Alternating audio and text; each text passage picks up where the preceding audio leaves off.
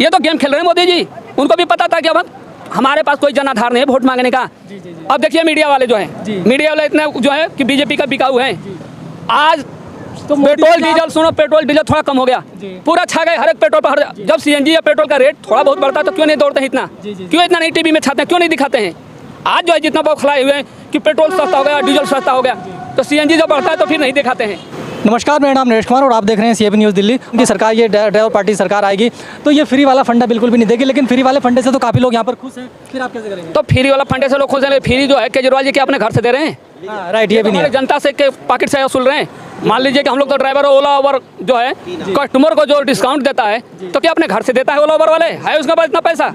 वो हमारा ही जेब से निकलता है। हमारे को कम जो कर देता है मेरा जो फेयर, उसी में से देता है। जो हमारा कम हो जाता है क्या हमारे को इंसेंटिव दे रहा है? नहीं दे रहा है। पहले देता था, अब नहीं देता है। वैसे ही केजरीवाल जो है अपने घर से नहीं दे रहा है, हमारे ही जेब से निकाल रहा है। इसी जानकारी का अभाव है। जैसे अभी आपके सामने ये हमारे एक ड्राइवर साथी हैं, बता रहे हैं कि जो फ्री वाला फंडा है या जो सरकार जो फ्री दे रही है, ऐसा कुछ भी नहीं है। ये सब इन लोगों का ही जो टैक्स होता है उसी के द्वारा इनको जो फ्री चीज़ें दी जाती हैं, तो वो फ्री कुछ नहीं है, इन्हीं सभी लोगों के खून पसीने की कमाई है जी। तो सर, क्या आप लोग ये फ्री वाला फंडा बिल्कुल ख़त्म करेंगे जब आपकी सरकार आएगी? देखिए, एक वाइन की बोतल के साथ एक वाइन की बोतल, ये तो बिल्कुल बंद होना चाहिए और ये मैं तुरंत आते ही कर दूंगा। जी जी जी।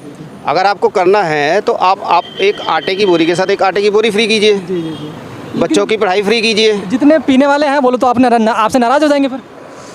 पीने वाले नहीं, ये देश को नकारा कर रहे हैं। जी जी जी। नशा जो है वो आज जो जनरेशन है उसको नहीं, आने वाली जनरेशन तक को ख़राब कर देता है नशा। जी जी जी। आप नशे के ऊपर जाके रिसर्च कीजिए। अगर कोई इंसान नशा करता है तो उस नशे का असर उसकी आने वाली 3 पीढ़ियों तक रहता है। ठीक है, तो ये तो आने वाली पीढ़ियों को बर्बाद कर रहे हैं। तो क्या आपकी जब सरकार आएगी आप नशा बिल्कुल ख़त्म करेंगे या फिर लिमिटेड करेंगे? देखिए, कोई भी चीज़ आपको जड़ से तो ख़त्म नहीं कर सकते हो, कंट्रोल कर सकते हो। हम कंट्रोल करेंगे और कोशिश करेंगे कि ये चीज़ कम से कम हो। जो अच्छी चीज़ है वो ज़्यादा हो, जो बुरी चीज़ है जिनका असर बुरा है वो चीज़ कम से कम हो। चलिए, अभी जो है सर ने बताया कि नशा जो है बिल्कुल ही कम से कम होना चाहिए और कोशिश हो तो वो बिल्कुल ख़त्म ही होना चाहिए। अभी हम बात करें जो आज के टाइम में ये सभी चालक साथी परेशान हैं बढ़ते सीएनजी को रेट को लेकर, इसके लिए क्या कार्रवाई कर रहे हैं?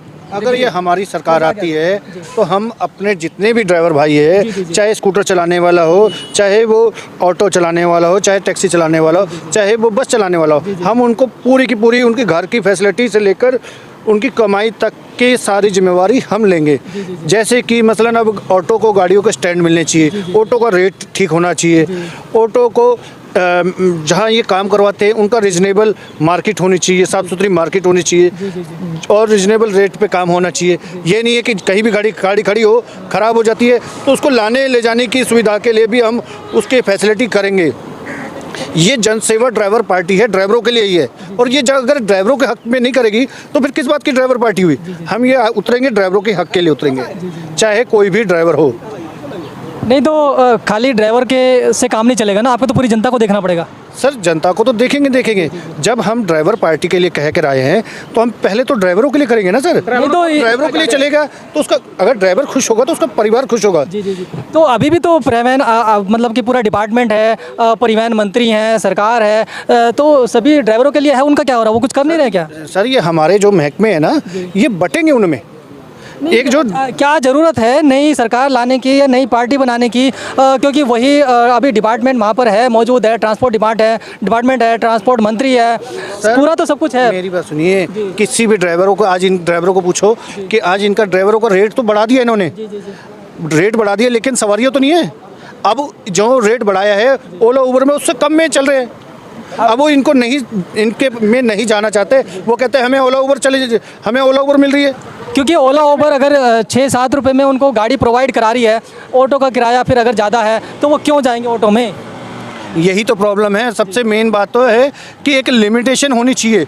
आज की डेट में हमें आए दिन हर साल की साल आप नई गाड़ियाँ निकाले जा रहे हो, नए ड्राइवर भर्ती हुए जा रहे हैं, कहीं तो रोक होनी चाहिए।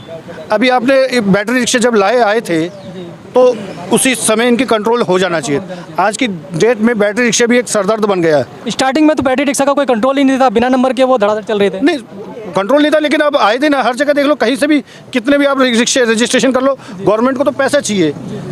ठीक है। तो आप अभी नाखुश हैं ट्रांसपोर्ट डिपार्टमेंट से? अभी तो बिल्कुल खुशी नहीं हूँ अरे भाई वो कहीं हर नहीं रहा, किसी हम तो- चीज़ क्या की। क्या प्रॉब्लम है, आप उन्होंने कुछ बताया? सर हमें कम से कम एक लिमिटेशन चाहिए, सबसे मेन प्रॉब्लम है हमारी लिमिटेशन। क्या लिमिटेशन चाहते हो? अगर ऑटो की एक लिमिटेशन होनी चाहिए कि इतने ऑटो ही चलेंगे, अच्छा, मतलब इतने परमिट होने चाहिए। इतने ही होने चाहिए, हमें ऑटो के ज़्यादा तो वैसे नहीं भी आजकल जो है परमिट लिमिटेड ही हैं, और जब कुछ ऑटो खत्म होते हैं उन्हीं की जो पुरानी चेसिस होती है उसको जमा करते हैं, तब नहीं निकलते। जो नए परमिट है अभी बंद है। चाहिए। नए अभी तो बंद है ना, जी। पर ऑटो भी तो आ रहे हैं अभी।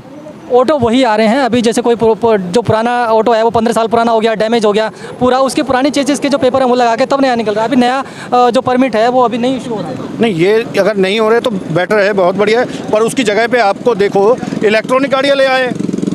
अभी इलेक्ट्रॉनिक गाड़ी है तो इनको कौन पूछेगा भाई, मुझे बताओ आप। तो भाई सीएनजी तो बढ़ाना है, इनका इलेक्ट्रॉनिक एक बहाना है भाई, क्योंकि सीएनजी का रेट जो है डेली बढ़ रहा है। अब मैं पूछता हूँ कि पेट्रोल आज क्यों घटा दिए? क्या आवश्यकता पड़ी आज पेट्रोल और डीजल की रेट घटाने की? सरकार क्यों घटाई? मोदी जी को भी अपने कुर्सी से बहुत प्रेम है, उनको भी पता है कि हमारी कुर्सी हिलने वाले डगमगाने लगी, उनको और बढ़ा देना चाहिए। क्यों नहीं बढ़ा रहे हैं? अब कम क्यों किए भाई? हमेशा 2-2 रुपया करके बढ़ाते लेकर चले गए, यानी वो पार करे सेंचुरी 105 रुपये कर। आप सीएनजी को लेकर सेंट्रल गवर्नमेंट से नाराज हैं या फिर स्टेट गवर्नमेंट से? नहीं, देखिए सीएनजी से तो हम दोनों सलाह, लेकिन केजरीवाल जो है केजरीवाल जो है ये भी घटाएगा।